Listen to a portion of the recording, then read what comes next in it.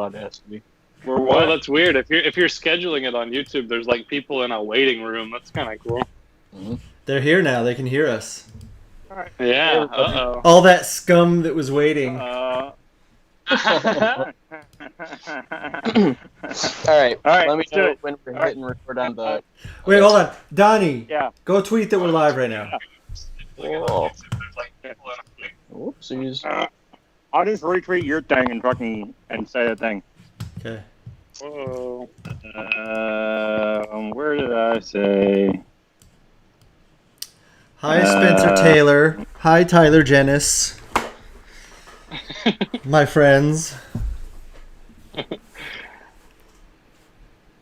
venomized beard.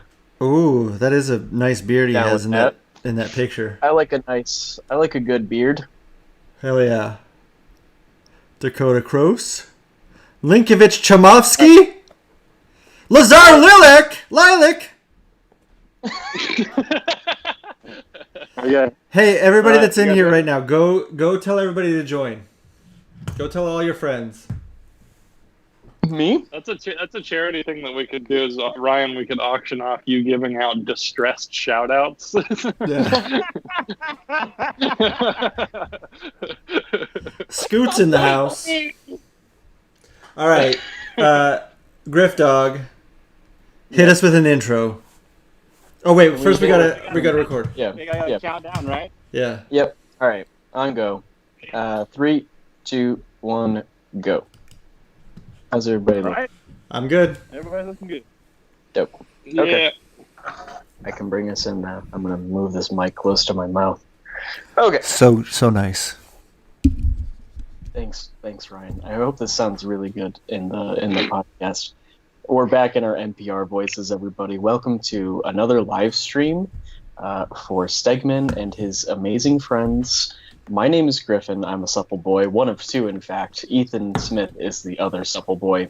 It's Ryan Stegman's podcast. Hello, Ryan. How are you this evening? I'm fantastic. How are you doing, Griffin? I'm doing just awful. Donny Cates is as well. Donny, how are you? What up?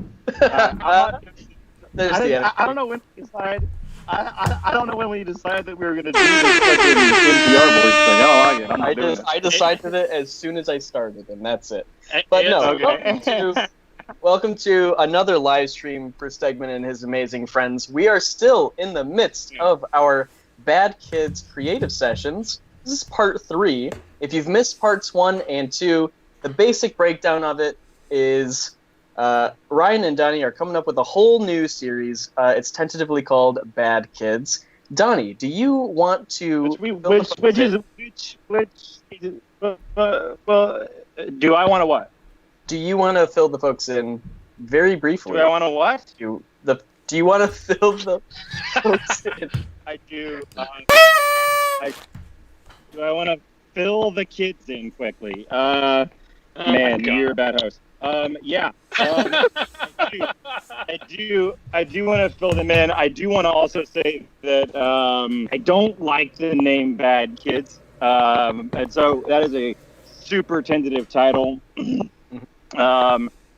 So basically what we're doing is we're, for people who haven't, seen the rest of the show or seen, or is this just like their first one or whatever the fuck? I don't know.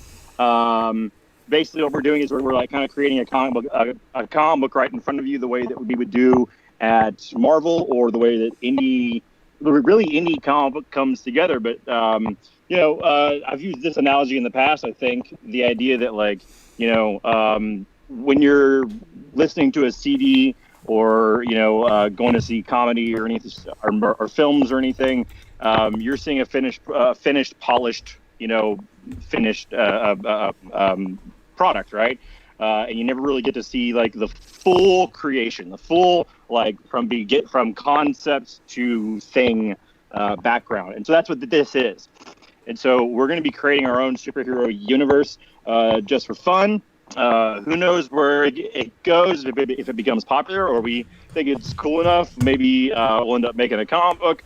But really, it's just it's an excuse to show a little behind the scenes and show you guys what we do and how we create characters. And this is, specifically really how Ryan and I do it, because the way that you're going to see us create our character today and the way that you've seen us create in the past Kid Atomic and what the fuck is the Warden, I guess, is what we're calling today. Yeah, something like that. Yes. Is exactly how we created Null. Is exactly how we created, every new character. It's just kind of boils down to like two buddies coming up with cool ideas and talking to them about it on the phone. So that's what we're doing here. Ryan, you want to tell us a little bit about the background of like the superhero universe that we're inhabiting, like the backstory? I'm bad at this, and then as soon as I start, you're going to say, no. Well, because you should switch roles. You should do the part where we talk about like what we're doing on the show.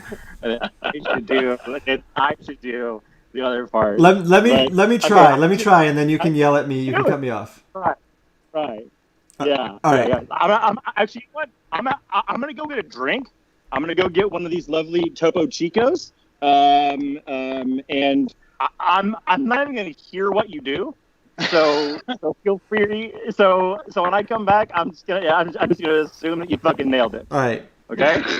Ethan, should you and I just grab drinks as well, and Ryan can just do this on his own? You guys I'm perfectly happy with my cold coffee, but thank you. You guys are too young to be drinking.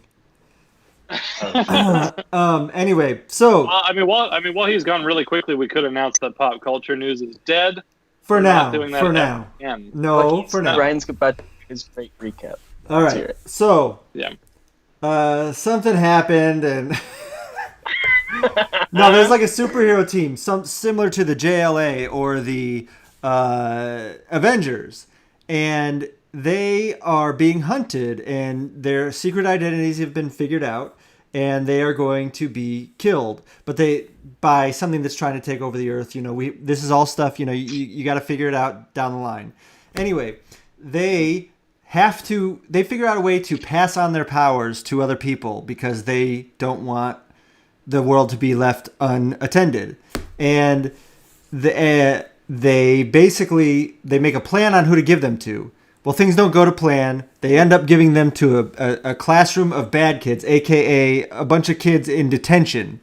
And these kids now are tasked with protecting the entire world. They cannot have their identities revealed because they will then be the ones that are hunted and killed. They have to keep themselves secret, and they're the only ones that know, and they're a group of misfit kids who didn't really like each other to begin with, and now they're in charge of saving the world. I'm giving myself an applause sound effect. Yeah! I just came back and I heard it, and I love it. And I think the only thing that I would add to what you just said was, you said like maybe they didn't even get along in the first place. In my head, a lot of these kids don't even fucking know each other. Yeah. Like they run and like, maybe some of them can have like biases. Maybe like, a few of them are in there because they were, getting into scraps or whatever the fuck, or like sincerely don't like each other. But I think for the most part, I think you want to lean in a little bit more to that Breakfast Club meets My Hero Academia meets Justice League, right. Kind of a X-Men kind of thing, right? Yeah, and now I'm going to let you explain. What's that?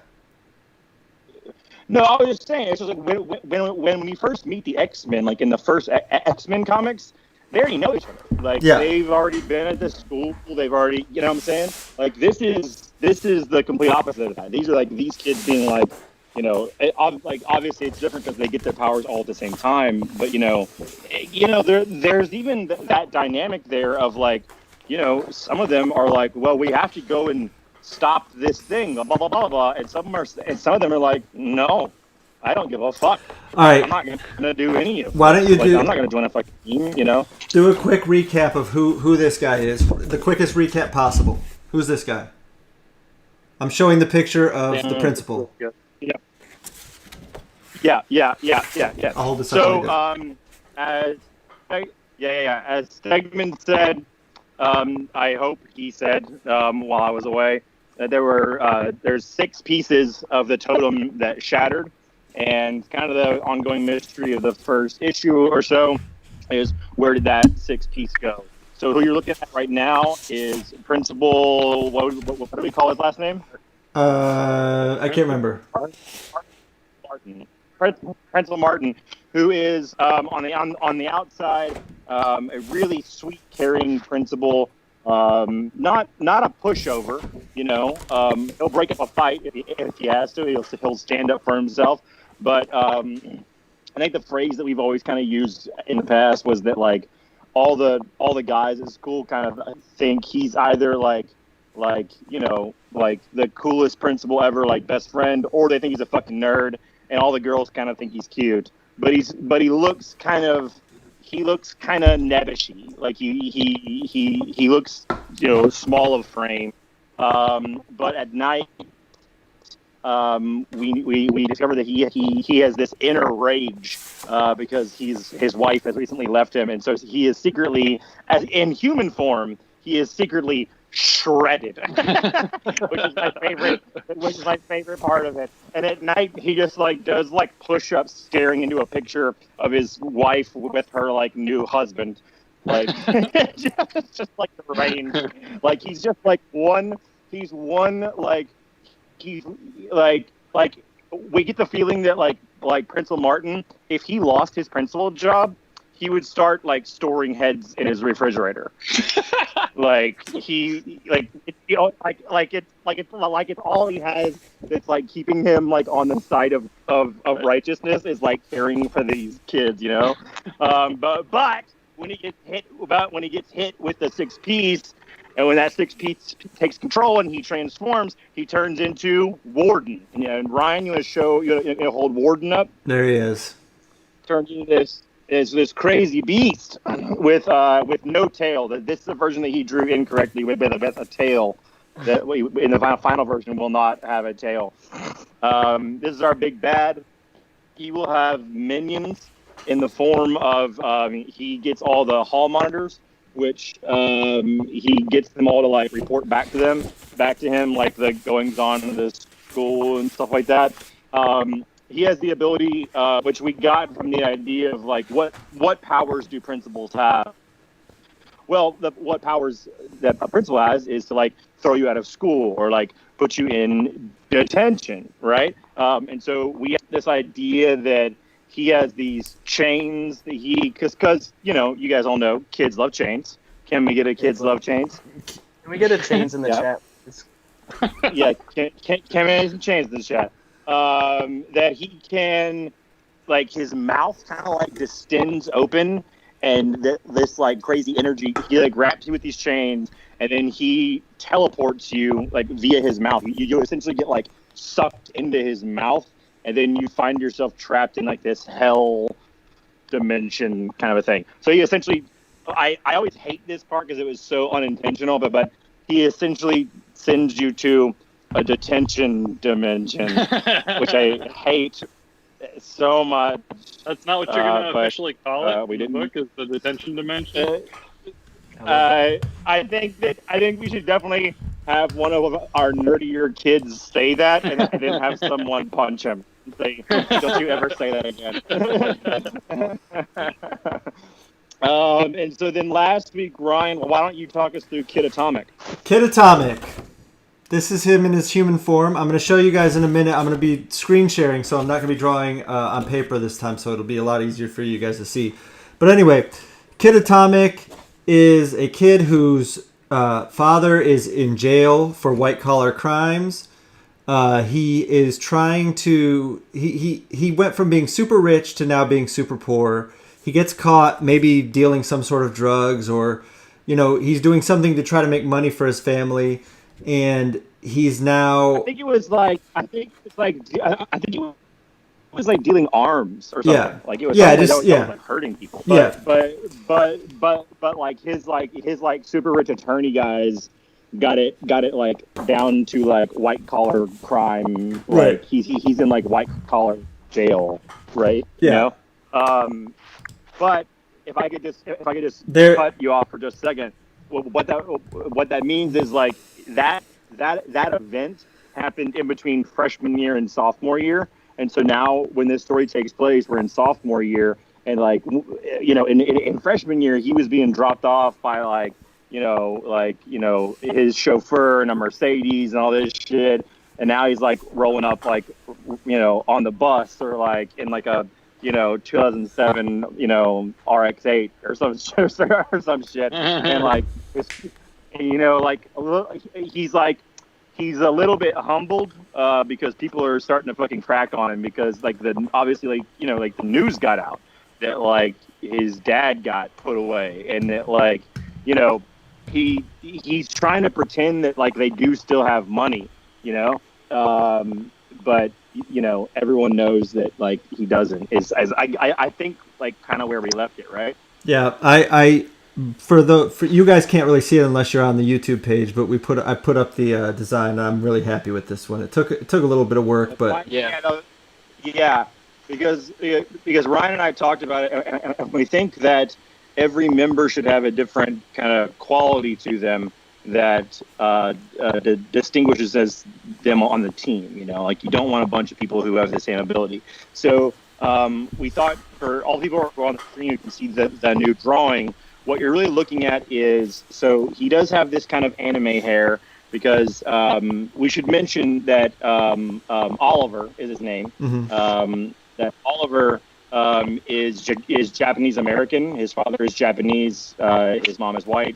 And he grew up connecting with his father, who was kind of an absentee father. But his dad left a bunch of like old anime and manga and stuff that like in an attic that he found.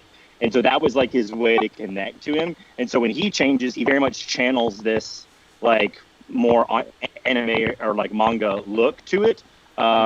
So what Ryan and I decided is that he's our long range attack guy. He's not really an upfront like slugger. He's aerial and like blasting. So he's like long range kind of a thing. Let me add to that. So I'm thinking he has these blasts that can move, that can cause friction against air. So basically he's never flying, he's just pushing blasts out so he can push himself up in the air. The wings are for gliding after the blasts occur, and then when he's up in the air or wherever, he can also send blasts out of his hands like bullets. I dig that. I love this new design. I'm feeling a lot. I feel a lot. The whole chat. chat the hair really makes it. Yeah. Yeah, I think the hair being exposed gives him like this really cool silhouette. Mm-hmm. And obviously, if he's going out and he's going to be like, going like super extra Mach speed, he can have that windshield. Like we were talking about last week, like like Mercedes kind of windshield thing come over it. But I think his Brian's idea of being like all of his force being just the same force, like he can fire those blasts or he can use them to get up off the ground, and then those what you're seeing in the back are just gliders are good, because maybe it gives him a vulnerability, it gives him like if he runs out of juice or whatever the fuck, then he can't fly or do anything, because he's kind of like, it's kind of like a dreamstone, like in a way that like it gives you what you want, but like I would think that because the majority of what he has going on his suit is mechanically based, that he has built in his own weakness here. So, like, if Warden or anybody else, like, fucked with the electronics of this thing or ripped a piece of it off, then he would, like, lose power, right? Because, I mean, it's not, like, these things aren't invulnerable. It's just, like, what your mind kind of, it's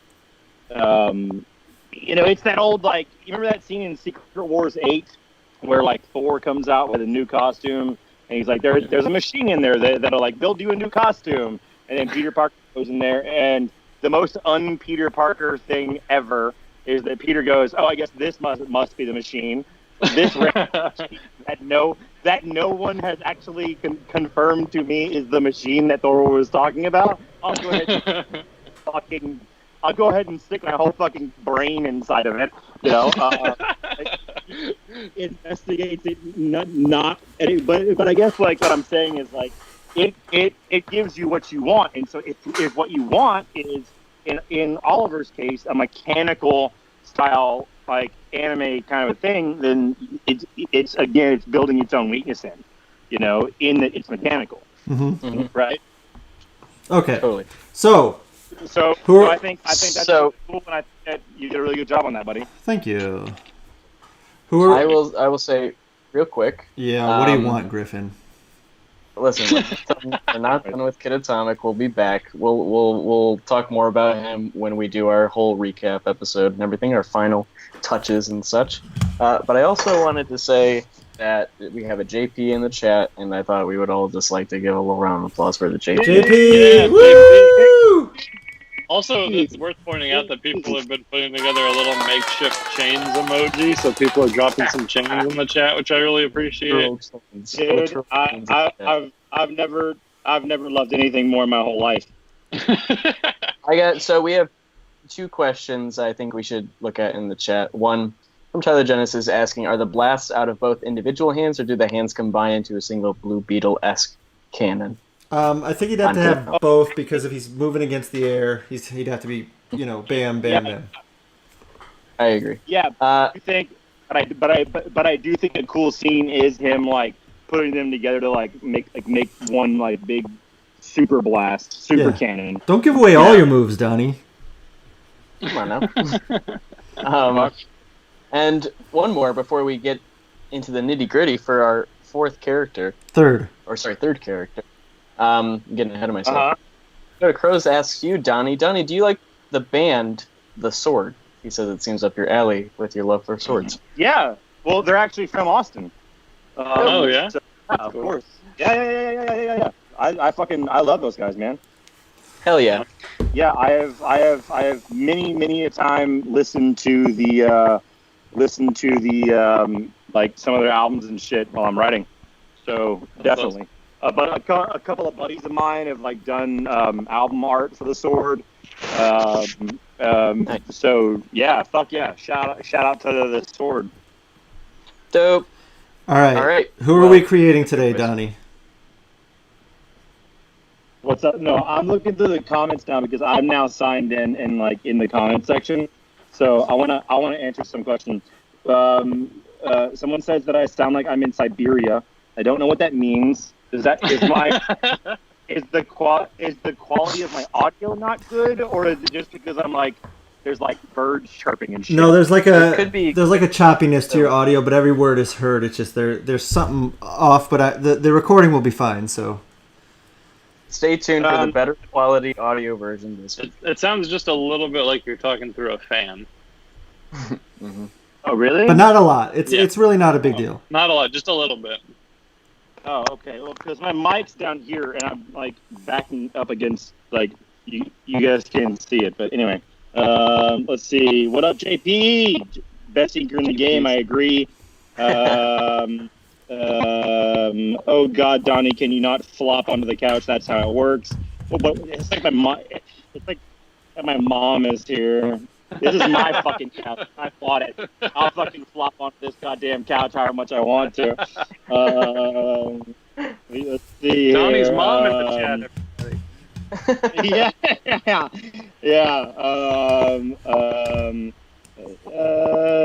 The principal reminds me of groundskeeper Billy. I love that. Yeah, exactly. Right. So like when he's like shredded. That's funny. Chains. Love it. Kids love, I love these little chains emojis. I love these. So funny. Are any of the monitors going to have an indicator to show that they're under warden's thrall, or is there no actual thrall? They're just willing browners. I think that, you know how like hall monitors like always like are depicted in cartoons and stuff as like either wearing a sash or like a band, you know? Like we should like indicate it by that. Like maybe like before he puts them under his control, they weren't wearing those, but now they are. So they're all kind of wearing like a hall monitor band that like is like maybe glows or something when it's like reporting back to him or something like that. That might be a little Hitler youthy, but No. maybe they're all wearing like sweet new drip. Maybe they're all wearing chains, dude. Everybody like, they got got a drip. hall monitor. Everybody's got drip. Let's see. He looks like he'd have red armor. That's a good question, Ryan. What color scheme do you think for Kid Atomic? Well, I mean, you and I both always default to red and black, but that is kind of what I see. So probably is. I think we should say that for our villain, because why change what works? Warden. Yeah, hearing the word atomic, I immediately thought yellow and black because of like Oh, an that's true. atomic symbol. Yeah, I thought I- yellow and I orange. think, but I think I agree with you completely. But I was thinking gold and black, like a Mercedes. Yeah. Sure, Like, sure. you know what I'm saying? Mhm. Yeah, with like some like blue blue lighting. Yeah. Like, because like if you look at like a nice sports car at night, it'll have those like kind of like those like the headlights will kind of be like that like bright blue, almost white, right? You know. It'd be kind And of then cool if black that was and his gold. spin. So Like the comic character that That's he's what I'm obsessed with thinking. is very yellow and whatever, and then like kind of the sleek goldiness is his. yeah, it's like him trying to compensate for it. So I think that like gold and yellow, but like, you know, like the parts where the blasts and everything should be like that like sports car headlights, like high beams kind of look to it. I think that would look kind of tight. Who is? This is a good question. Someone says, who is JP? We always say this. We shout out to JP, but we should say JP has inked every single issue of Venom that Ryan and I have been involved with, or I have been involved with. Every issue that you have ever read with my name. That's on not it. true. That's not true, Donny. Venom- No. What? No, that's not true. Iban inks himself. Ah. I'm sorry. So, but let's say 75% Yeah. of the Venom run has been JP. Way to undercut JP. Well, you said it last like- week, and I let it go, but I just thought that like you didn't want to be giving the up. the third amigo of the Venom Bros. Like JP you're gonna is a fucking gold undercut standard everybody. amazing friend. Yeah. He is JP is literally one of the better inkers living in the industry today, like fucking no doubt. He just turned in a cover. Oh yeah.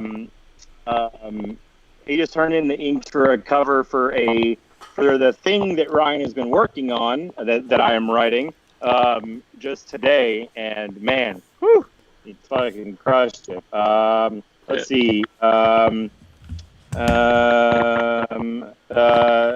It sounds like Donny could do a dope Wally impression with that audio setup. Wow. Let's try it.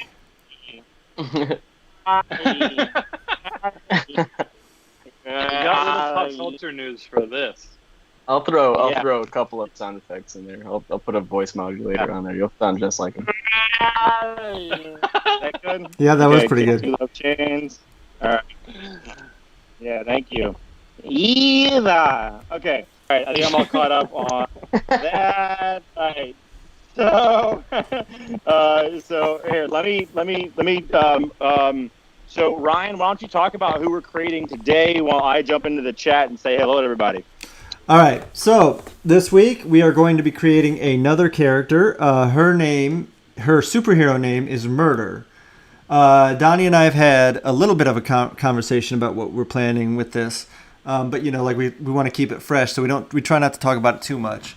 But essentially, Murder is named that because she has a murder of crows that basically are her cloak. But we've discussed maybe she can turn into these crows. Maybe the crows can be hurt. All kinds of things. So she's sort of a gothy girl, gothy chick that's hangs out. She's I don't know what she's done bad yet. We'll have to figure that out why she's in detention. But she she's gonna be a dark sort of Lydia Dietz type character. That's about all we've got so far. Basically, my wife's Megan as a person, right? Or as a character. We decided on this name Murder because in my head, I wanted a non kind of a non-attack character on the team that could like help everyone else. Like I wanted like if you were to talk about it in like I guess like RPG style, like a healer, you know? Yeah. And so we had this idea of kind of a girl who is I'll just go ahead and say it. A lot of this is kind of like literally based off of my wife Megan, who was like kind of a shy like theater kid, but like never an actor, but like behind the scenes like techie, you know. Like so was like always covered in like paint and overalls and shit like that, you know, and like was really shy, but also was like really super into like kind of like kept it a secret from her parents and from people that she knew that she was also like secretly like really obsessed with like serial killer podcasts and like dark like Lovecraftian shit. And so like she was always kind of just like invisible. Like my wife graduated high school early and then graduated college early. So like my wife is 3 years older than me, but she graduated college a year before I graduated high school. Like that's how much of a like a valedictorian like valedictorian like knows in the books, like super fucking whip smart, but at the same time like was just, you know, quietly doing her thing, you know. And so with that kind of background, I thought about kind of what Meg would be like if she got this piece. And I started to think about this idea of the character itself, like when she's and we don't have a name for her yet. I was thinking about Eleanor, only because that's my wife's middle name, and it also kind of sounds kind of gothy. And we could call her like Ellie, or you know, or something like that, you know. Mm-hmm. But Tyler Jennis also had a name suggestion. If you guys want to hear it, he said Sam Raimi's first movie was titled "It's Murder" and it was co-written with Scott Spiegel. So he suggested Sam Spiegel. It's a combination of both of those names. Sam being short for Samantha, of course. A nice little nod to Mr. Sam Raimi, who's got his roots in horror and evidently a movie called It's Murder. So, well, I like the name Sam. I like the name Sam for her. I really like that. She goes. Are you showing off that you're drinking your low carb? He's doing My wife just brought me a White Claw. White Claw. For when you don't want to drink a lot of carbs. We're not being paid for this. Please do not. Topo Chico. When you don't drink at all. Yeah. Wait! I gotta do my plug. LaCroix boys. Boo! What are you drinking? What you got out there? What if Ethan just held up like a bottle of bleach? It's like Alaska sucks. It does. It does. It really. It does. I like Sam. I like Sam a lot. Sam. Okay, all right, Sam. Yep. We'll call her Sam. And so so I was Abigail Mendoza asked, would murder do dark magic? So that's what we thought at first, but then we thought that maybe since she is a healer, that she wears this cloak, and maybe Ryan here in a minute can put it up on screen. She's always wearing, when she's like in her character persona or whatever, her like superhero outfit, she's always wearing this cloak.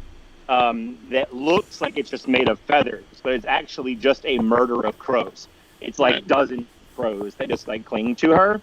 But really, you would be able to see her face and like her torso, but the rest of her is kind of transparent and like ghost-like, right? And so she would be able to like phase through walls and become intangible, since like her real self is invisible, and like all her real self wanted to do was just like put herself in, just be kind of invisible, right?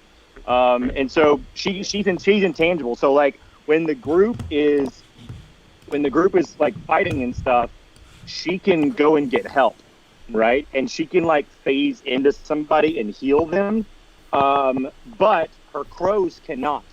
So her murder actually stay behind, and all of a sudden, like, she might phase out to like go get help, but now you have like 100 fucking attack crows that are like swarming you, and they're like super crows, like indestructible fucking super crows.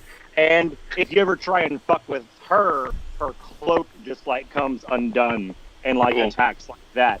Now, being that she is a character that, like Sam in real life, is a character who's like knows that is always in the books and is like very studious. Maybe as we progress, maybe she could start testing the limitations of like what she can do, and so some sort of a defensive mechanism, or offensive mechanism of like her being able to use her intangibility or study the dark arts or something like that. But I think those are like evolutionary steps, but at first I think just like intangibility and the ability to help others.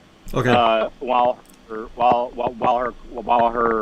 robe, that her murder, because really the name murder is not her name. Like, it's just referring to what she's wearing. Like the person is still just Sam. Like when people call her murder, she's like, I'm not murder. But would you like to meet murder? And like that's cool. The crows come off, Our good buddy Nigel, aka Nain Wooten, asked if she could control the crows to make her fly. Yes, I would think so. I don't think so. Okay. Because she's already intangible, and we already have an aerial guy. I think that I think that also in like normal form, like when she's just like Sam at school, there's just always crows above her. There's just always crows like going around the school, and like if she's like picked on or fucked with in her like normal form, like those crows will bust through the fucking window and fuck you up. I think those crows are permanent, and so it's kind of a cool visual too for our school, that like above our school there's just crows just like everywhere. And when she like in the trees, like on the goalpost on the football teams, stuff like that, like you can imagine like Principal Martin walking through like the school grounds and being like, why the fuck are there so many birds everywhere all of a sudden? It's spring out. Why are there so many crows? And then like when she turns into her supernatural form, they all just flock to her. So it gives our school like from an exterior shot look, it's cool, because there's just always like kind of like a circle of crows going around it, And so in some ways but I think flight is maybe off the table for her, because we have that in but like there's cool dynamics there though, right? Because like if Kid Atomic, is in midair and gets blasted and he's falling, well, we have these crows that can go up there and get him and save him, But I think I think her being intangible, you know what I'm saying? Yeah. All right, let's real fast. Also, it was asked a few times in the chat by Beef Skellington, so I don't want him to get lost. He really needs to know, Ryan, what kind of pens or brushes you're using in Clip Studio or whatever you're using. I'm using a mixture of different ones that I've found. I mean, that's a long That's a long answer. Right now I'm using one called the Lapis Red Juice that Pepe Larraz sent me. Yeah, you'll have to ask me that on Twitter. All right. There you go, Beef. Oh, Spencer Taylor asked, do you think you guys could do anything with the assistant principal? And I think that's great. I think having a character that is completely unknown, he's like our Foggy to Matt's Daredevil, who's just like a constant, like, what the fuck is happening in this high school? Like, kind of a guy, you know? Like, I think that's fucking great. I think that's a fun, like, that's really funny, guys. That's smart. A lot of guys are saying you're getting Raven vibes, like Raven from Teen Titans. Yeah, I agree. You know, I actually naturally went to Buffy the Vampire Slayer when Willow went dark, but like these are all tropes. Like we said Lydia Dietz. There's Morticia Adams. There's Vampirella. These are all just. But I'm not as knowledgeable about the Teen Titans and Raven. So in the chat, if you guys see us like steering too close into that, then please let us know. Well, everything's adjustable, so it's not a big deal. Yeah, of course. I'm reading. Let's see if we can find some. So John Brass said, just quoted me as saying indestructible fucking super crows, which I appreciate you just reminding me saying that I said that, because what a dope band name. If you had a metal band and you were called indestructible fucking super crows, I'm going to see your show no matter what. Like, no matter what. If I see that on a billboard or like on an ad, so that was for free. You guys can have I also that one. feel like that's all you have to put on the Indiegogo to raise the funds.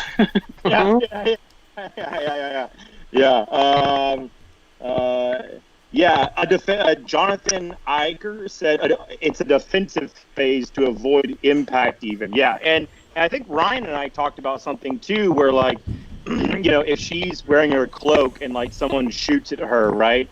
And yeah, she would phase to like avoid the blast. If it hit one of the crows, she would feel that pain. Like if you hurt the crows, like she'll feel it.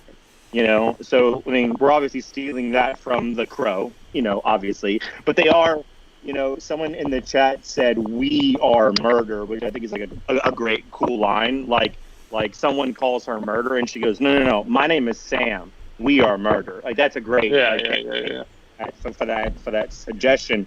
But I think that in that way, Sam in her real life was someone who kind of did maybe want friends, like even though and everything, and like these birds are her connection. They allow her to be kind of like, to feel safe, and maybe that can kind of lead us down a path of like what Sam's home life is. Yeah, I was gonna say we need to get into what she's all about. Yeah. Let's see. Let's say Nain Wooten, who actually Nain Wooten has been a long time contributor and has been on Meg and I's show a lot. He says crows remember those who are nice to them and even bring them trinkets that they find. So maybe she can also send them out as scouts. I think that's a great idea. Like her version of the warden's hall monitors, right? Like that she can see through their eyes and stuff. I think that's great. Hey, there you go. That's a good idea. Would there be a murder of crows hanging around the school even before she gets her powers? Maybe she would feed them after school. So that kind of plays into the idea. So she's always being nice. Like she has this camaraderie. So that's why because we've talked about it before. These when they manifest their powers, it's something to do with who they are deep down. And so that would make a lot of sense if she was like, she would feed the crows and. Mm-hmm.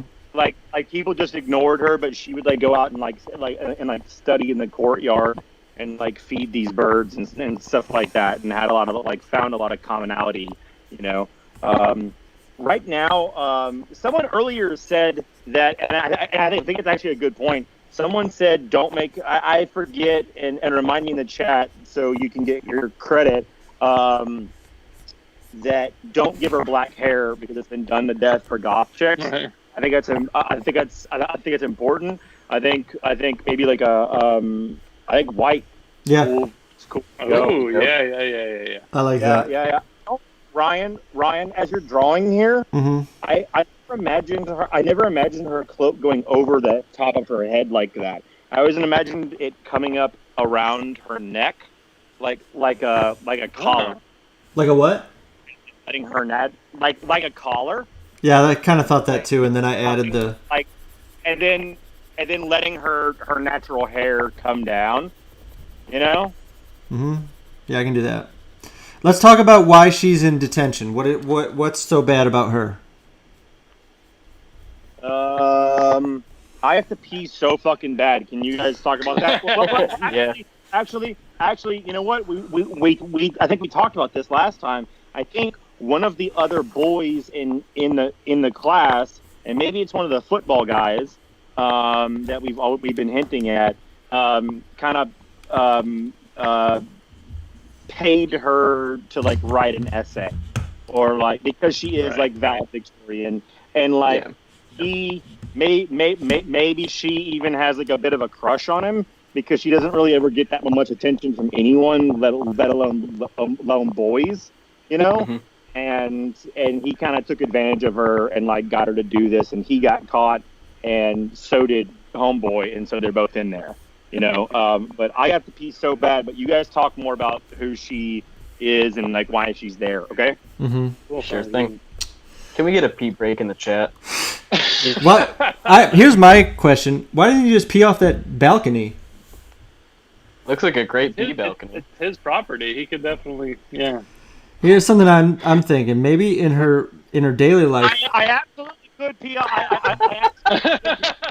Hold on, really quick. I absolutely could pee off this balcony, and I often do. I mainly pee off this fucking balcony because it's my goddamn property. But we're on a chat, and there's no way that you guys wouldn't be able to hear my piss hitting the ground because, like, I'm on. Just so you guys know, my house drops down.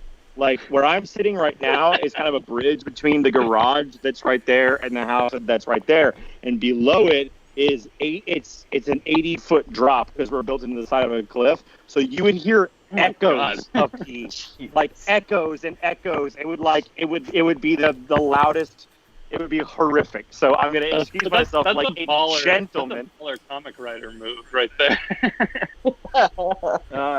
What? To just like make you listen to my pee? Yep.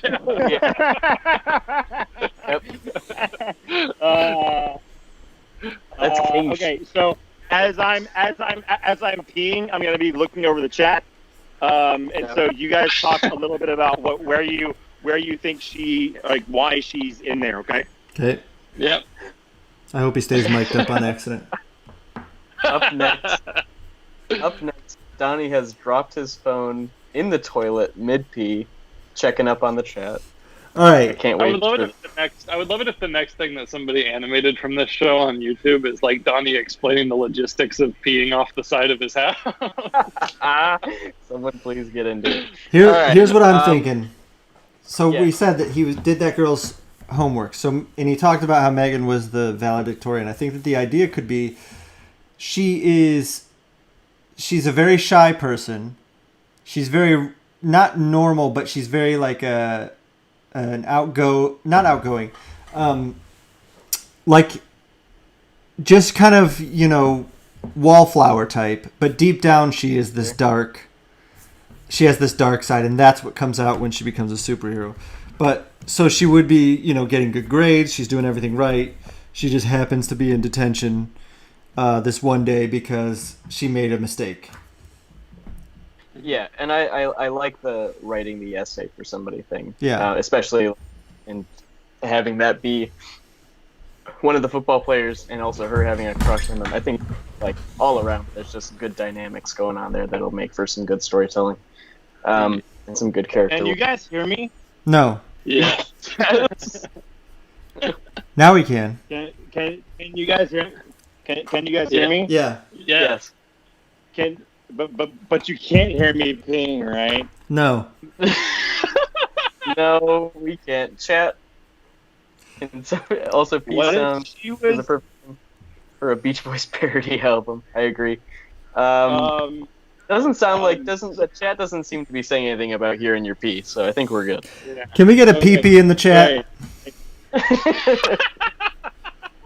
Yo, I just thought the about word, please do not put any dick pics in the chat. Not this chat, at least. I was thinking Maybe in the maybe what if? Discord. Can you guys hear me? Yeah, go ahead. Yes. Yes. Go ahead. I was thinking maybe what if she's not in there because she's in trouble at all? Maybe she's in there because she's trying to get like extra credit. Like what if she's not in trouble at all? Like, she's in there by like doing like extra classes, like kind of like night classes kind of a thing. There you go. So I guess I'll pause us right here because we can hear you just fine, Donny, but the podcast, the audio version of it, will not be able to hear you because you're away from your microphone. Okay. So we'll just hold on that. I'm interested in that, though. And go back. I'm back. Oh, he's back. Okay. So what I was thinking was instead of because I think that last time we had talked about Oliver actually being the guy who got in trouble for writing the essay because he needs the money and like he's like trying to like provide for his mom, you know. Mm-hmm.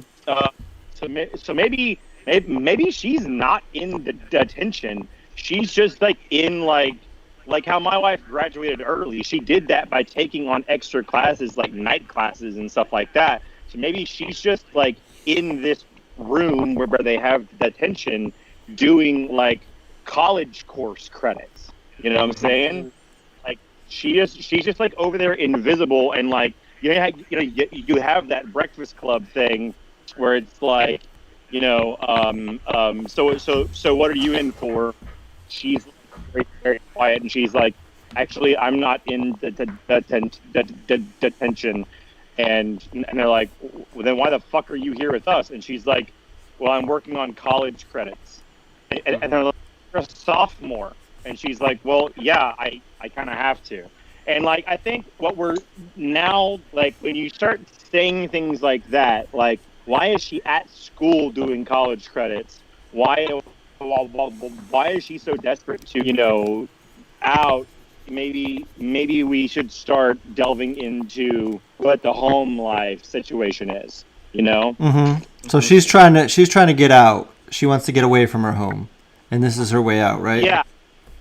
Right. Yeah, exactly. And I don't think that we should go abusive family angle. I think if anything, like very sweet, but also very like helicopter parents, and she just wants to get the fuck out of that. Right. Right. Like I don't think I think she's like middle class, like kind of.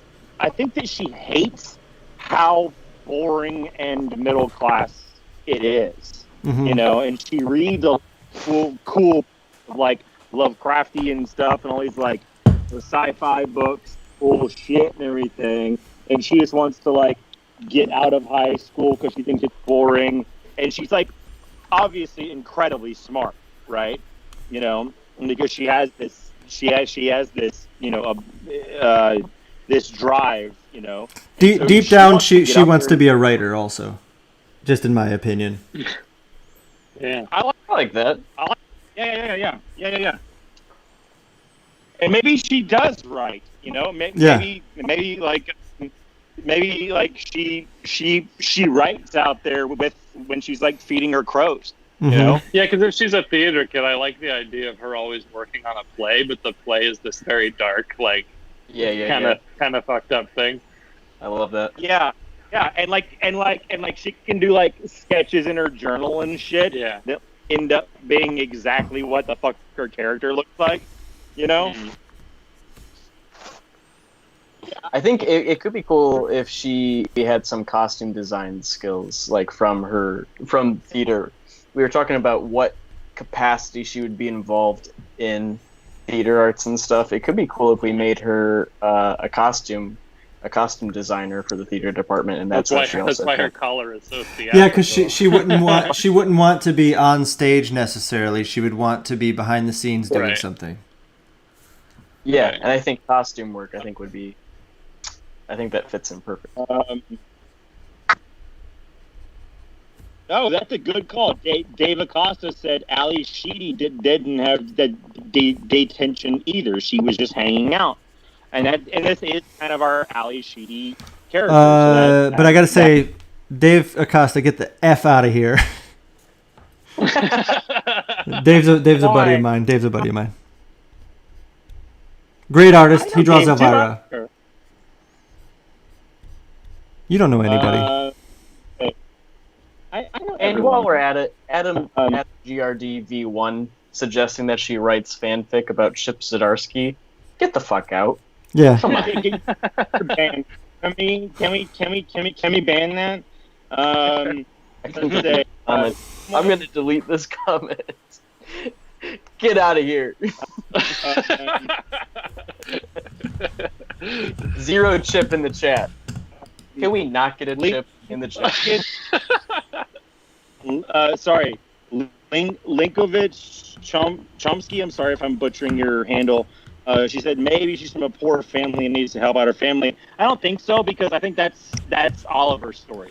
You know, I think she's like, I hate to reveal that I'm like a kind of a big Rush fan, but like the song Subdivisions is all about how the suburbs are just so boring for people who are who like have a gift, you know, and like she wants to get out of that. Like she's just like completely middle class, has great parents who are supportive, but like don't really get her whole like dark side thing, you know, but are still like loving and everything. She just thinks that she, like, if she can just get the fuck out of high school and get the fuck out of college and then go and get into the world, that maybe she could figure out who she is. Well, and also, she kind of knows who she is, but she wants to get out because she feels like then she'll be able to reveal, like she needs a fresh start to show people who she really is. Yeah. Dude, Linkovich Chomsky just quoted that same song, "Be cool or be cast out." That's from Subdivisions.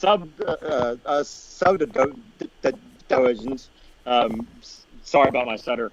Conform or be cast out. Yeah, I mean, I think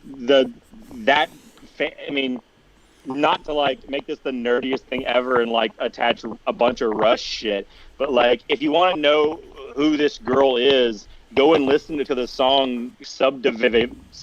Can someone say this word for me? Subdivision.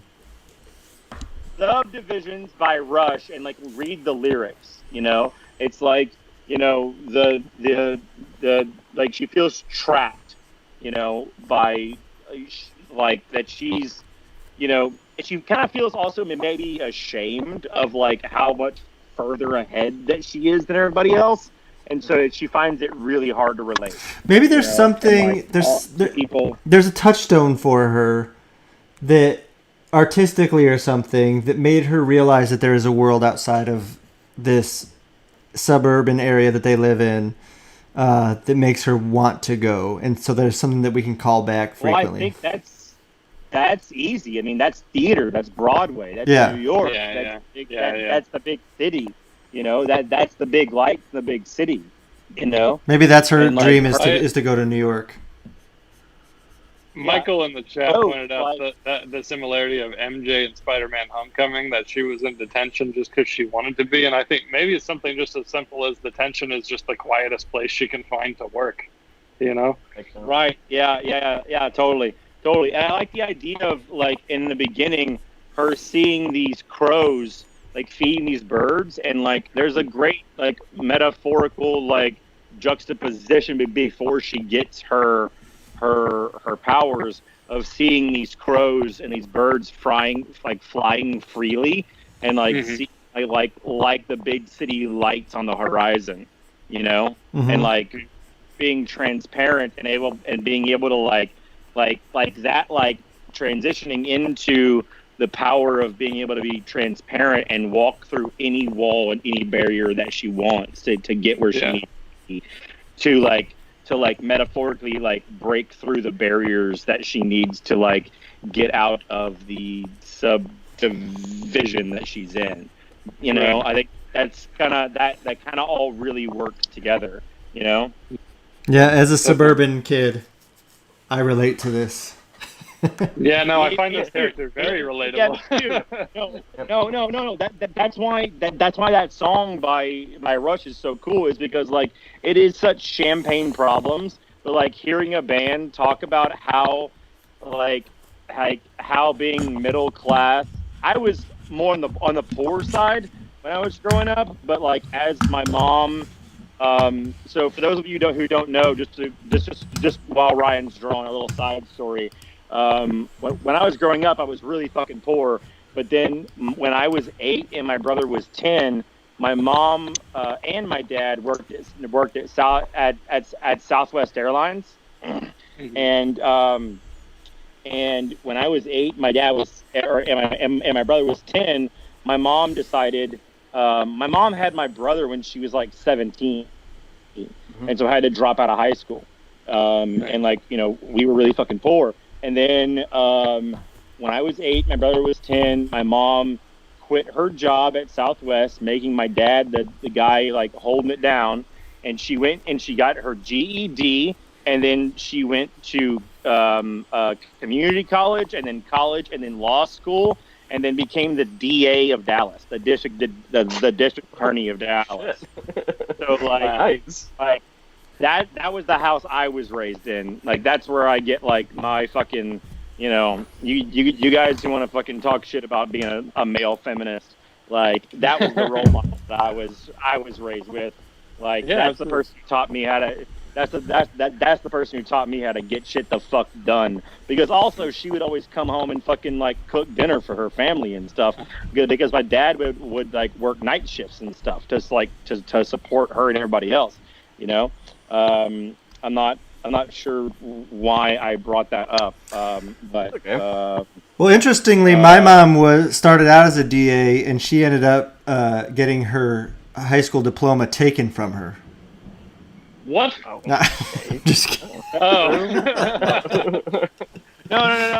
I know why I brought that up because when I was a little kid, up until about like around 10 or so, we lived in like a really poor area. But then like when my mom started being an attorney and making money, we were like in like the burbs. Right. And we were like really like upper middle class, And that's when like I started discovering Rush, and like that song like really resonated with me of like the suburbs being a trap and like dreaming of the big city. And I did exactly every lyric that song did. I went to Austin to follow the city lights and all those things. So I think that's a really relatable song for this character. We've got Adam saying thank the moms. Can we get a happy Mother's Day in the chat, everybody? Yeah, can we get a yeah. Happy Mom's Day. Happy Mother's Day specifically to my mom, to the South Boys mom, and to Ryan. Yeah. To Ryan because I'm a mother? No, because happy Mother's Day to one of my wife's best friends and one of my good friends, your lovely and beautiful wife, Erin, who is also a great mom. She is. She brought me a vodka. She brought me a martini just now. Whoa. Nice. Yeah. The drinks just keep coming. I know. I didn't ask for this one. You know what? I'd like to think that if I still drank, Meg would be bringing me drinks right now, but Meg is actually downstairs in her studio, hard at work on our new image book that we're doing together. So she's doing just fine. So the drawing is coming along really well. Let me answer some questions in the chat if I can. Ryan, you are the best mom. Thank you. Hottest comics quirks with Jimmy says, hottest people in the Venom Squad in order. Ryan, first of all. Andy Owens, JP, Gail Simone. I don't even know what the fuck this. I don't even know what. I thought that was gonna be. You don't I have thought to that was answer gonna that, Donnie. be, and then I thought, okay, all right. I can't find it, but somebody asked where the piece like that gives them the powers, where that's going to be on Murder. Well, that's a good question. I think it should always be in the same place. I think it should always they should always be left facing you, like on their left shoulder.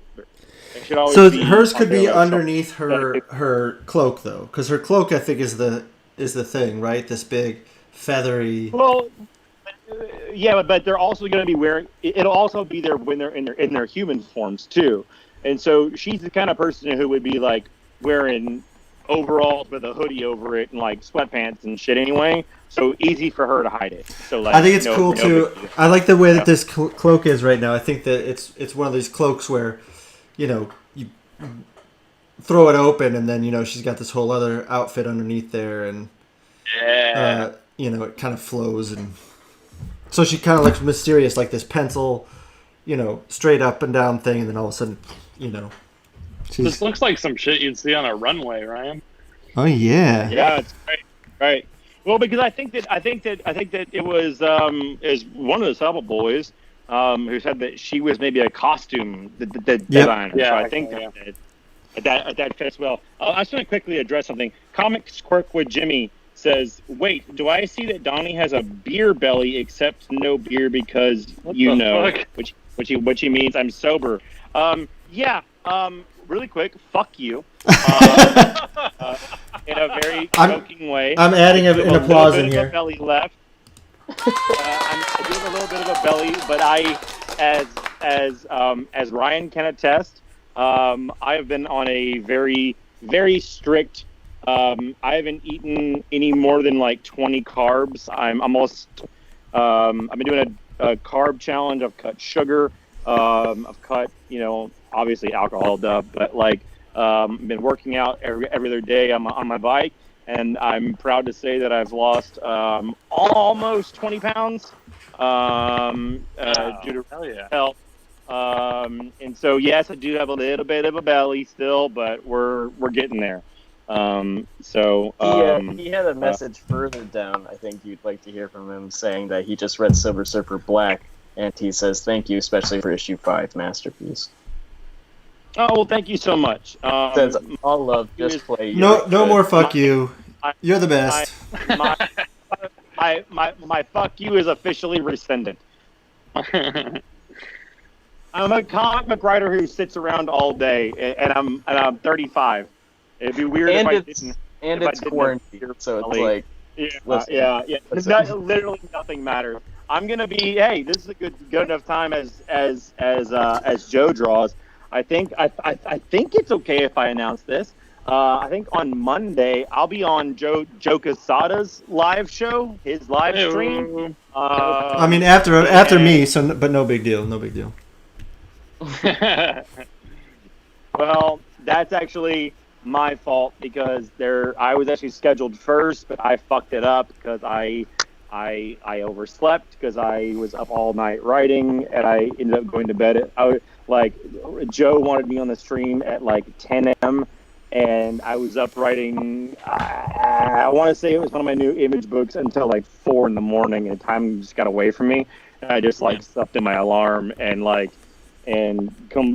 think it's the episode with Tom Brevoort on. Tom Brevoort came and saved my ass, and so I think on Monday I can announce it here, and Joe will do a formal announcement, obviously.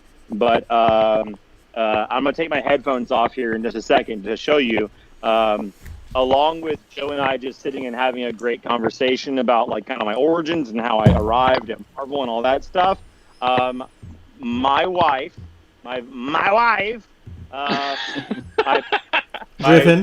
Griffin, give us a my wife. My wife. Very nice. Very nice. The best part of this show in the entire history of this show is when you fuck that up. They were talking about it in chat earlier. Yeah, we got that. Oh earlier. my god, it's so fucking funny. I am going to be Meg is going to be shaving a mohawk into my head live on the stream on Joe's, because as you can see, I'm not going to be able to hear you guys, but my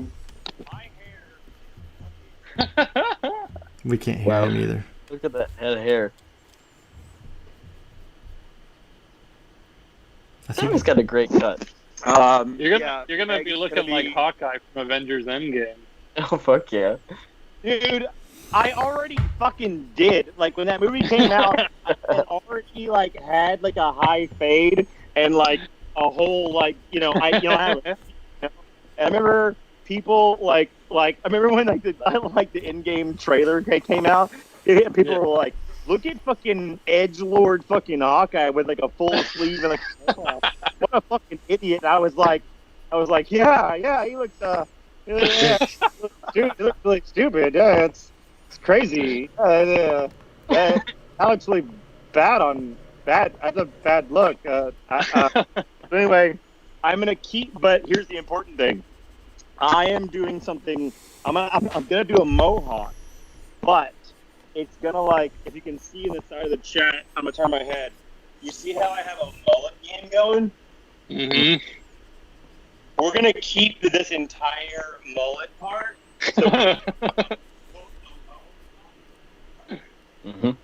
Full Hawkeye. Mullet mohawk. And so, like, hopefully by the time, like, it's entirely possible that by the time, like, cons start showing up, or like cons start like opening up again, that like I might have like foot-long hair. Oh my god! Bleached completely white that is like mullet, and like my new and like I'm hoping to lose like 10 or 15 more pounds, and so I'm hoping to show back up after this quarantine as like this like redneck sorcerer kind of vibe. like redneck Gandalf the White. Exactly, dog. But, with like rings and like chains and drip and like deep V's, bro. You know what I'm saying? Yeah. Tan as fuck, you know? Cause like I've been riding every day out in the sun, man. I'm tan as fuck. Dude, I'm gonna show up looking straight G, dude. No, I'm excited about it. And you have to be burned. You gotta be red. I gotta be burnt up, dude. And then I'm thinking about, as soon as my buddy Ian, who does my sleeve, I'm thinking about just saying fuck it and just starting to do the rest of this and getting my chest piece done and going up onto my neck and getting my neck done too. So hopefully when the quarantine shows up, people are gonna see me and be like, "Damn, Donny lost his fucking mind." This marks the start of Donny's transformation. Everybody, mark the time. Hey, this already happened, Donny. Yeah. This already happened when I started seeing pictures of you at San Diego with bright pink hair. I was like, "What? We just started Venom. What? He's going down in flames already?" No. You want to know the origin of that? That was when Meg and I were long distance dating. She was still in LA and I was still in Austin. And that Comic-Con, when I had pink hair, was the first time that we were going to see each other in a very long time. And we both requested like. This is a little insider and a little weird, but like she requested that I dye my hair bright pink, so that she could find me on the con floor whenever she wanted to. So that is the real origin of why I had bright pink hair, which ended up being a catastrophe, because it meant that Meg could find me, but it meant that everyone could find me. And, like, I never had a moment's peace with, like, people fucking being able to see me from, like, across the, you know. So that's why I've been keeping it pretty, Ryan, I'm looking at the live chat. This is looking great, buddy. Really, really, really great. I think what I had in mind was get rid of her legs and just have it be, like, kind of smoky. Do you like that idea, or... I think that might look cool. Or like maybe it's just transparent. I'll do it, and then because I could just okay. Here's the thing I wanted to say. I think that what she wants to be is a fashion designer. So she is the theater designer. So this kind of like gives her, that plays into this whole aspect of her look now that we have that, where we're like, oh, she's into fashion. You know what I mean? Oh Jesus, that is a giant brush. No. Yeah, in the same. Yeah, no, definitely. She's into fashion, and she's into like Lovecraftian shit, and she's into like all that kind of stuff. And I think that what you're drawing here like represents really all of that. I mean, this is fucking great. You know, I think having her like kind of disappear into shadow, like towards the bottom where her legs should be, would be really fucking cool. That's what I'm doing. You know? It'll catch up in a sec. You'll see. Oh, okay. I don't see. Donny, Dancing in the Moonlight says Donny wants to be Joe Exotic. No, fuck yeah. Donny does not. Donny does not want to be Joe Exotic in lifestyle choices or how he treats human beings or animals. But you have to admit, I would fucking crush that look. That blonde mullet and shit, I would crack. Like Megan and I watched that whole series. That's a lot of Megan look. was like, what was like, I hate this guy, but you would fucking crush that fucking look. And I was kind of thinking the same thing. I don't know if we mentioned it on the show, but do you know that Nicolas Cage is playing Joe Exotic in a movie? I heard. Are we doing pop culture news? Yeah. No. No.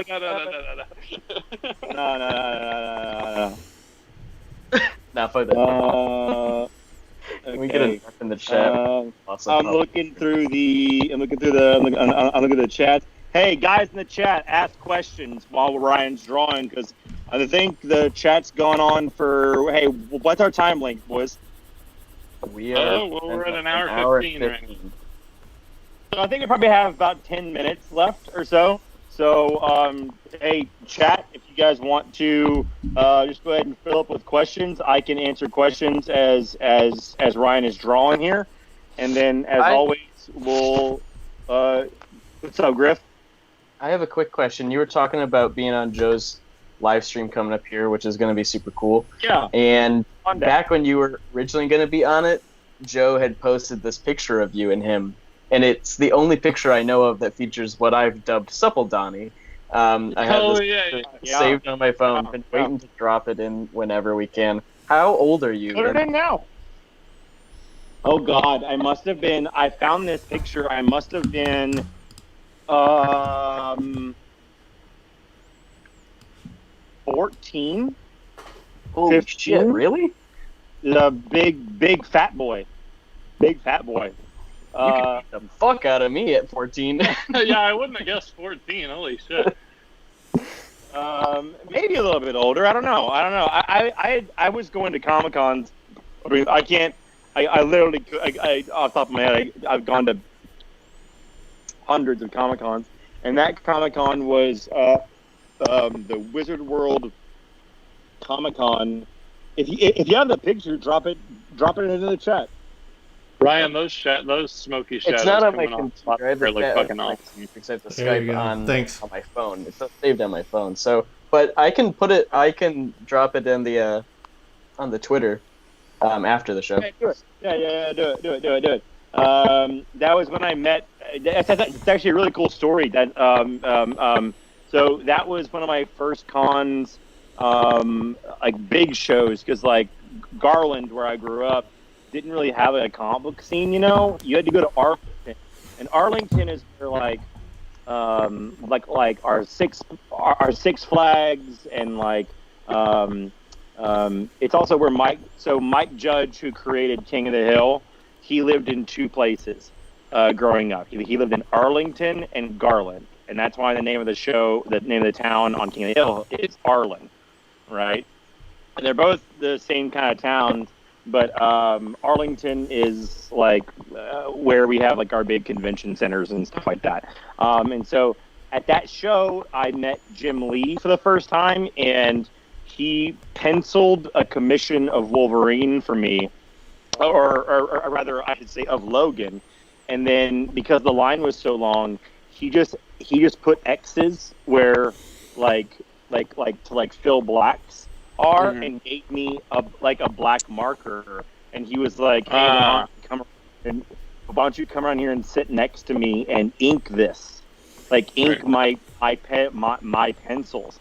And I still have that piece that he drew and I inked. And so as he's doing, because I didn't have any money, and so to get a full commission, you had to pay for it. But he did one in pencils for me, and was just a really sweet guy, and was just he invited me behind the booth and was like, I'll show you how to ink it. And so I have this piece, I'll put it up on Twitter, of a Jim Lee pencils with my inks on it, which he helped me out a little bit, obviously. And then later, just earlier this year, I went to a show or a signing in Vegas where it was just me and Jim Lee. It was Jim Lee and me signing together at a table, and I told him that story, and the next day we had a back-to-back signing. We had one in California and one in Vegas, and actually we flew a private jet to get to the other place, which is a whole other story, and it was amazing. Hashtag humble brag. Not that humble. Not that humble. It was not even that humble. Yeah. The next day, when we sat down, he slid me a blank cover of a Venom comic, and he said, "Hey, if you'll, he said, I owe you one. So if you will draw in pencil a Venom, I will ink it for you, so that we can trade off." And so I did. I drew a Venom, and I watched him ink my Venom, and so I have both of them. And I'm hoping my framing shop is closed right now, but when the quarantine gets pulled up, I'm gonna frame these two pieces. One that Jim did in pencil and I inked, and then one I did, and even though I'm not a good artist, Jim's inking skills, I put it on Twitter a long time ago. It looks like a legitimate badass drawing of Venom. Just nice. How good he is, So let me see if there's any. Quixotic Comics asked you, Donny. Donny, what's Black Winter? It's null. Black Winter. It's null. It's null. Yeah. My God. Justice asked if you guys have any sort of timetable about when you'll be able to talk about the secret project you're working on. I imagine they'll let us know soon. Yeah. I think that we're looking for we're looking towards and I don't know for sure, so don't quote me on this, please. But I think we are looking at a summer announcement kind of window. But with COVID and everything and shipping and everything, obviously things have been switched around a lot. But super duper soon, you'll start seeing teaser ads and you'll start seeing more information on that kind of stuff. Or maybe your boy here will try and get Joe Quesada to let me say a little something about it on Monday. Oh shit! Maybe we could do that. Are you guys? What does Nick? Let's see, brother. That looks fucking dope. Smoke was a good call. Yeah, I agree. Question for everyone: how many high 5-year-olds can you take down single-handedly? Now that's a good question. Because I thought the better twist of that would be how many 5-year-olds would it take for you to be overwhelmed and lose the fight? I was gonna say the exact same thing. Yeah. Because I think, a 5-year-old. Ryan, you're close to a 5-year-old, right? Yeah. So how many? How many of those do you think would take for you to be to get got? How many 5-year-olds, like 1 million. Man, I don't believe you, dog. Boy, don't quit. I think. Wait. Here's a question. Am I there's components to this? Do I not know it's coming, or do I get to have a baseball bat? Like, do I get to have? I think it's empty-handed and it's a surprise attack. My 6-year-old Okay. could attack me I'm gonna without say- me knowing all day, and I would just be like, hey, this is mildly annoying. Okay, but Really? imagine 6 of them. But all at once. no, I was gonna say, Ryan. Imagine 50 of them. Yeah. Yeah. I start feel like I piling just up like start stomping. I just start stomping on them. Just curse. I think what I do, I think what I do is that I punch them all in the face until they're knocked out, and then I just start rolling on the ground like I'm fire and just like steamrolling, like piling over them, and like just like I think I'm more of in a shoving type of a move, you know, like you like shove and then knock one out, shove, knock one out, because like a single punch is gonna fucking take a 5-year-old out pretty quick. So The I'm gonna scariest part say, of it, though, is that they're 5 years old, so they haven't developed much of a moral code yet. So, like, they have yeah, no... because they're going expectation. for, yeah. I will say this, they're going Donnie. for eyes, they're Do- going for balls. Donnie Yeah. saw my 5-year-old when he was 5 throw one of the nicest punches we've ever seen and connect on my 8-year-old's jaw. It was unbelievable. Strong, dude. Just unbelievably like a professional fighter. Yeah, it was like somebody had taught him how to fight.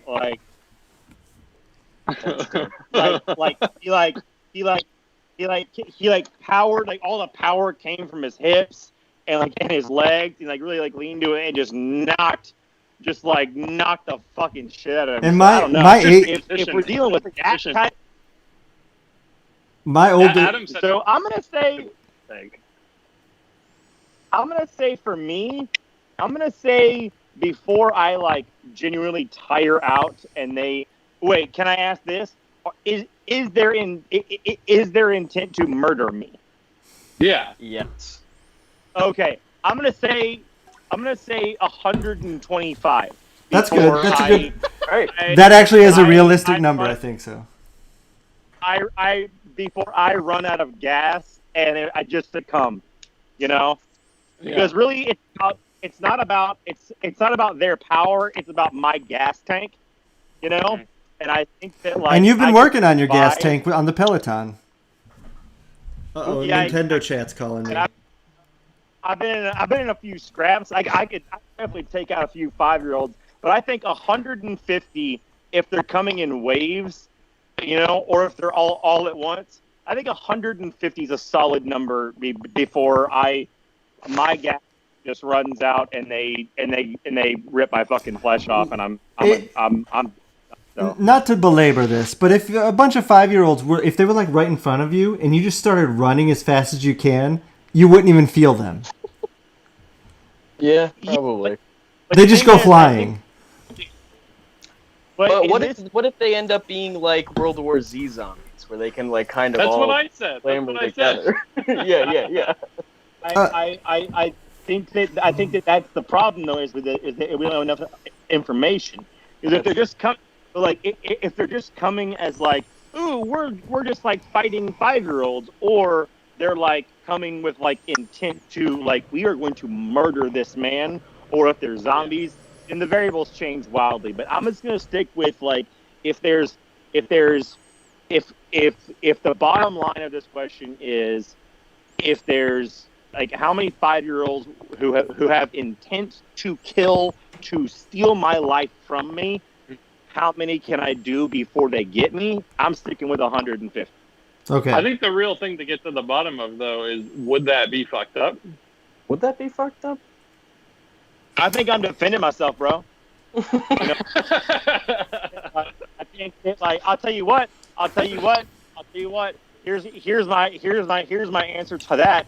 If I was alone, I would definitely try and talk them down, and like you know, definitely like trying to like explain to them like I don't want to do this, But I would say this without question. If I saw one of my boys, like if I saw Ryan getting attacked by 155-year-olds, I would jump in, no questions asked, and start fucking just snapping necks. Like I would, like I would be like, So it's just situational, Yep. Yeah. You're right. Yeah. Oh, David Costa says you grab one of them by the ankles and use them as a bludgeon. Straight up, great idea. Yeah, Dave's got a Now, 5-year-old, so he knows how to handle it. Yeah, but a 5-year-old, but the problem with that though is you're gonna wear your gas tank out a lot because a 5-year-old weighs a lot. So that's a good that's a good temporary move, but you don't want to rely on that for a lot. What you're gonna want to do is hit and then get distance, and then hit and then get distance. Yeah, You know what I'm saying? You gotta strategize. You gotta plan out your stats. Like, are you gonna be all about that dexterity, or are you going strength? Hey guys, I just realized something. The episode is over. Yeah. I think we're done. Are there any last questions? I just don't. They won't even hear that for another 40 seconds probably. Yeah. So. Yeah, I don't think anything can really top the extended 5-year-old murder chat. So Should I close us out here? Well then, let's touch base. So wait, the stream is still going though, right? Yeah. yeah. I'm gonna turn it off when we say bye to Well these. then let's. Ryan, I think What's so distraught? is what you've done with murder here is fucking great. I love this. On the next episode, obviously, we will revisit her and maybe get a version of her out of like a version of her in her normal, Yeah. attire, and maybe Ryan and I and the Supple Boys will go into talking about what we want to do next time, but. Kind of what I want to tackle next time are these two twin football players Yes. that we've been talking about, are heavies, who are the actual like the baddest. It's because so far we've been doing people who are like kind of like genuinely good at heart, but are like just got trapped in some bullshit. Like I think next time we need to get into our saber tooths and our like abominations, kind of a thing, So forward to that for the next episode, and of course we'll be back next week with more of this. And I think the drawing looks great, Ryan. Great job, buddy. Thanks. I think it looks. Yeah, I guess that's it, Ryan. Or not Ryan, Griff. You wanna take us out here, bud? Yeah, I can close this out real quick. Thanks for joining us, everybody. We will be back same time next week. So join us next Thursday for part 4 of the Bad Kids Creative Sessions. It's been a whole lot of fun. Make sure to stay up to date on all the stuff for the show, including the live stream stuff. So you can do that by following us on Twitter and Instagram at Stegman Show. You can also email us at stegmanandfriends@gmail.com. Whatever thoughts you're having. Once we get back to our normal episodes, we'll probably do a mailbag. We're gathering some stuff up. Send us your thoughts on the show. You can subscribe and review us on Apple Podcasts, Google Podcasts, Spotify. Leave a review on Apple Podcasts. We'll read that. You can also find all of our episodes at stegmanandfriends.com. Those are most of the things. Don't forget, we've got 2 more shows coming down the pipeline. Stay tuned, because in the next couple of weeks, you'll be getting Advocates Book Club, official podcast edition, featuring Donny and Megan. It's going to be fantastic. We're super excited to start working on that. I imagine that first episode will be out sometime next week, probably next weekend. Mm-hmm. Yeah. And then also, Ethan, it's a Supple Boys show. Supple Boys podcast. First episode drops this Saturday. Check it out. Follow us on Twitter at Supple Boys. It's a trinity of shows making up the Amazing Friends Network. And it's still all just the same 4 people. Just the same guys. So, go ahead, Donny. Go ahead. Go ahead. I don't want to. I'm done. Promoting I'm your done. stuff. So, I just wanted to say before we all sign off, that, as always, all of the creations and all the characters created on this show are legally copyright and trademark of Stegman and Stegman is Amazing Friends podcast, created by Stegman and I, and cannot be used in any other format unless requested or permitted by us. And that is not me being a dick. That is because we want to someday make this into something really fucking cool that you guys can all like, and it's just protecting us as much as you guys. Now, that being said, if one of you guys has a really cool idea, we're not, a good idea comes from anybody. And if we end up using one of your ideas, all you gotta do is write us in to our email address, which is StegmanFriends@gmail.com. Mm-hmm. Yeah. If you hear us using one of your ideas or anything, you just email us and let us know, and we will privately work out what that looks like. If you would like to be drawn into the book, if you would like to have a special thanks, anything like that. So we're all here to have fun, and I look forward to doing it again. Yeah. Hell yeah. Ryan, I know you're eager to continue sitting in this chair. Do you have anything else you want to say before we end the show? I can tell you this, real quick, a family story, because you guys love these. This is a very quick one. Oh, that fam. I came upstairs from lifting weights the other day, and I had my shirt off, and my kids were sitting at the table, and my wife was there too, and I said, Aaron, am I shredded yet or what? Because I've been working out a lot. And my Oliver looked at me and he goes, Daddy. Hey, take your shirt off. No way. He goes, Daddy, Fucking shirt. you don't even have one ab. Oh no. Oh no. The man went from Daddy is sexy to Daddy has not even one ab. Yeah. Well, to those online saying to one dude who's super dope, saying that I have a beer belly. I like to say that a lot of people have 6-packs and 8-packs, that I have just like one giant ab. Yeah. It's called your And I think core. that counts. Got a strong core. Yeah. Yeah. And you know what? Thor had a fucking belly on him, and he still whoops some fucking ass. So I won't have it. I'm working, guys. I'm working on it. We're both on it. We're on the workout regime. We're on the COVID shred. This is about to be the sexiest podcast shred, I've ever fucking seen. You goddamn right. All right, guys. Well, let's wrap it up. All right. Love talking to you as always. I think that Murder's a great character. I think Tom's a character. I want to formally request that we all, the four of us, think about a new name for this fucking book, because Bad Kids is so bad. I think Bad Kids is kind of cool, but I think that Detention is kind of cool, but I'm not sure. I'm not sure Detention says enough, but I like the direction. Yeah. I think Bad Kids makes it seem too kiddie. Yeah. Well, but remember the kids has a Z in it. Yeah. Yeah, that's true. That's true. I want you guys to think about that. Maybe in the super chat next time. Maybe right into the mailbag. Let's think about names for this thing. Let's all put our heads together, and the Suffolk Boys and Ryan and I will get on our chat stream, and maybe next week we'll come up with a new name for this thing.